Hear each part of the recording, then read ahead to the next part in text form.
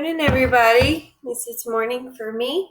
Hope you are already having a good day. The reason I keep moving around in my house is because I'm trying to find a spot with good lighting because my camera feels like really gritty and grainy. And so I'm just experimenting with that every day. So if you see me in a spot that you've seen before, that means that I liked it. Or if you see me in a new spot, I'm just trying to fix the light. So welcome to Math Talk number 3. These days are going by fast. And as usual, we start off with our fact family, and I'm going to point to you if I want you to pause it. All right. So I have options for you today. I've got 2 fact families. You can choose to do these numbers that when you add them together, they're going to be 15. Or these numbers, when you multiply them together, they're going to be 42. Or you can choose to do both of them. You make 2 fact families for me. One's going to be a little bit more basic, and one's going to be a little bit more advanced. All right, so as you can see over here, we've got our 8 plus 7 is 15, 7 plus 8 is 15, 15 minus 8 is 7, and 15 minus 7 is 8. And then my next one, I've got 7, 6, and 42.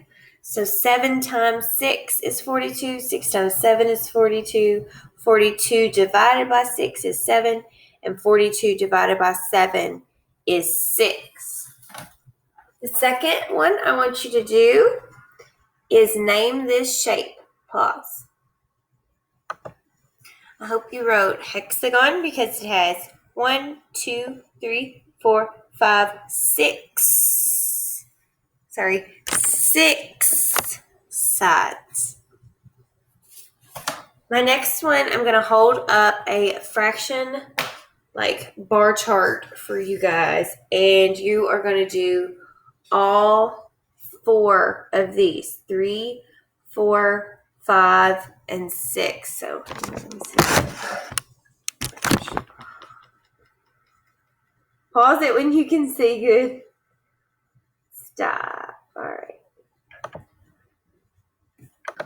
For number 3, 1/2 is equivalent to, if you were looking at the chart, you could have done 2/4, 3/6, 4/8, 5/10, or 6/12. These are all halves, but you could have done something crazy like 100 over 200 or 16 over 32. Those things would have worked as well. For number 4, I was asking you to tell me what's equivalent to 1 whole. So anything on this end, all of the objects at the end, when it's number over number, is 1 whole. It's just like the end of our number line. When our number line goes like this, and if we break it into, I'm just going to do half. If we break it into half, this is 0 halves, and this is 2 out of 2, right? That's 1 whole. It's all the way filled up. For number 5, down here, 1/5 is how many tenths? 1/5 is greater than, less than, or equal to 2 tenths. So you go down here and you look at 2 tenths, and I color those in. They are equivalent. That does not look like an equivalent sign. I'm sorry, guys. Okay. And then for number 6, 3/8 is greater than, less than, or equal to 3/4. So let's go to 3/8 is equal to, greater than, less than, or equal to 3/4. Oh yeah, look at that. Let me erase that one. So which one's greater, 3/8 or 3/4? Obviously, 3/4. So your greater sign will go right there. Number 7, 28 girls are in a line, or in line. Becky is 8th. How many girls are behind her? I would encourage you to draw a picture to figure this one out. Pause. Okay, so what I did was I drew a picture for you, and I made 28 little sticks, and I put a B over the stick that represents Becky. How many girls are behind her? Well, an easier and quicker way to solve this problem is to go, okay, there's 28 girls total. There's 8, including her, and all the 7 girls in front of her.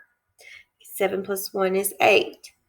So if you take 28 people in line total minus 8 people, that's mental math. It's going to be 20 girls behind her, right?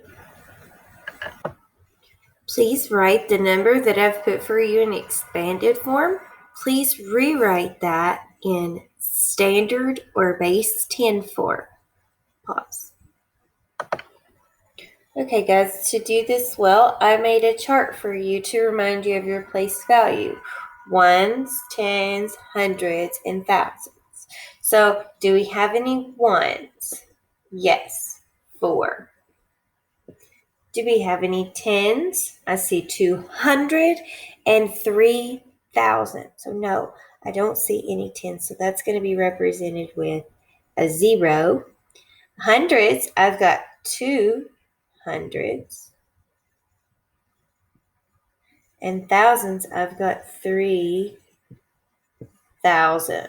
So before we had to put it in standard form, we had to make sure that we knew how to write it in the right order. And Simple Solutions sometimes does this to you guys, and it confuses you. So that's why I wanted to do one of those. So you should have had 3,204. Number 9, a quick mental math problem. 600 times 7. Pause.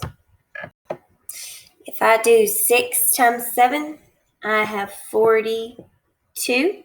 And I have 2 zeros here, so I need to bring both the zeros I didn't use over and put my comma.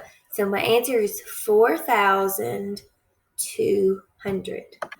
And number 10, 402 minus 253. Don't forget to add once you have your difference. Pause. Okay, I'm going to work this out with you. 2, we don't have enough here, so we have to go next door. They don't have enough either. So if you have heard my magical neighbor story, they're now going to the magician's house. He's going to give you 1, and you now have 10 more than you already have. You get back home and you go, oh my gosh, I still don't have enough. So you go back to your neighbor, you take that magical egg from him, and then you bring 10 home to your house. 12 minus 3. I'm sorry. I had to laugh. I was expecting you all to answer. Okay. 12 minus 3 is 9. 9 minus 5 is 4. And 3 minus 2 is 1. And if we take these two numbers and we add them, if we're right, we're going to get 402. So let's go ahead and do that. Oh my gosh, I'm going nutty, you all. All right. 9 plus 3 is 12. 5 plus 5 is 10. And 2 plus 2 is 4. We were right. All right. I hope you liked our math talk today. I will see you soon when I make other videos. Bye.